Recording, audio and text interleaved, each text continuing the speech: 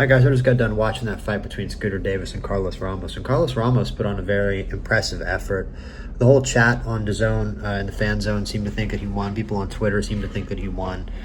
I understand that, especially given that he was a big underdog, something like a 20-1 underdog, and he landed some really nice shots, some really nice left hands. He found that left hand pretty flush because Scooter Davis was willing to stand right in front of him, and Scooter Davis is for sure one of those fighters, and he didn't do a great job of cutting the ring. He didn't do a great job of escaping, and essentially he got given a lot of problems by the southpaw work of Ramos, and southpaw has a very tricky, hard-punching southpaw style, and I'm watching the decision being announced right now. He's clearly very disgusted, but this is where I think I'm going to lose a lot of people.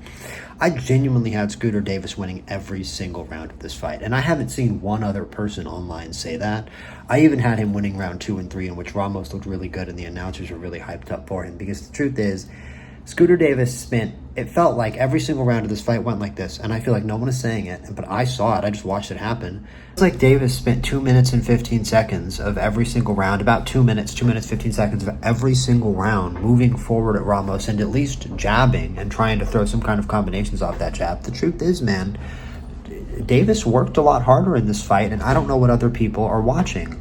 Like, I get Ramos may have landed the better punches overall, but the truth is Davis was, especially in the late rounds, able to turn that jab into combinations. And I almost feel like I was watching a fight where people just completely discounted every single jab that Scooter Davis threw. It's almost like jabs didn't exist. Like, even when the commentators in round 3 or 4 started, singing Ramos's praises for all these straight shots he was landing, I was like, yeah, but Davis has spent the first 2 minutes of the round backing Ramos up and throwing jabs.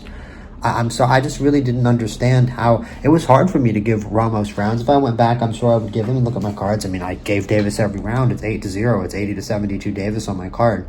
But if I were to give Ramos a round, I would probably give him round 2 or round 3. Round 6 was close as well. So I could have had this fight 5-3. So I have no problem with that, especially with Ramos as a big underdog. But the truth is, Ramos is close to a 25. No, not 25. 18-4-1. It's a 20. He's a 23 fight veteran, now a 24 fight veteran, and this is only Davis's 12th fight. Right? He's an 11 fighter. So I think that if I was scoring this fight in the ring, I would equally score this fight. For Davis, I think I would score it the exact same way that I scored it 8-0 for Scooter Davis. And I understand that people are going to be mad about that. I understand that people like to value, again, Davis looked uncomfortable, right? Davis looked uncomfortable with the southpaw work of Ramos. Ramos, it's a very unconventional style, so I understand that Davis was uncomfortable. But again, as a young, growing fighter fighting a veteran, that's good to see. That's something that you expect, and it's something that would make you respect Ramos, something that would make you give Ramos a couple rounds, maybe, especially give that round 2 for Ramos, which I do kind of regret not doing.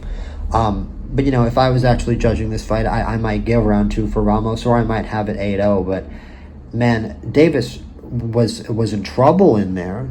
But he worked a lot harder. He persevered through the trouble, and true, he never really hurt Ramos, but he definitely outworked Ramos if you count jabs as punches, which I feel like most people in the fan zone on DAZN and most people on Twitter didn't. So, I don't blame people for scoring this fight for Ramos if you just like power punches, if you just like body work, but the truth is, Davis had the footwork and the jab down in this fight, and even though he didn't really do a great job of cutting the ring, that's why you have fights like this against veteran fighters. If you're a fighter like Scooter Davis, to iron out the kinks and get rid of the mistakes. So yeah, I'm gonna watch the rest of this card.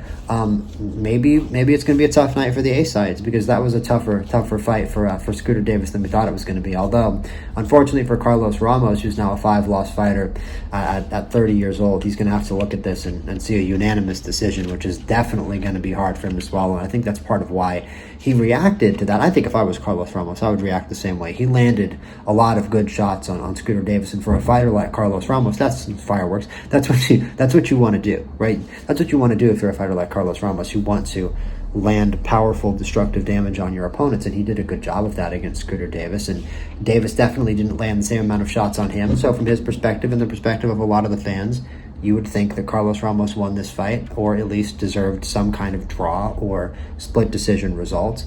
But I really don't understand screaming robbery on this one. I think that Davis did more work and won the fight. But I definitely understand Ramos being disgusted by the unanimous aspect of the unanimous decision. But that's going to do it for me, you guys. I'll be back on the next one. Like, subscribe for more combat sports content. I'll be back with a full review of this card. Peace out.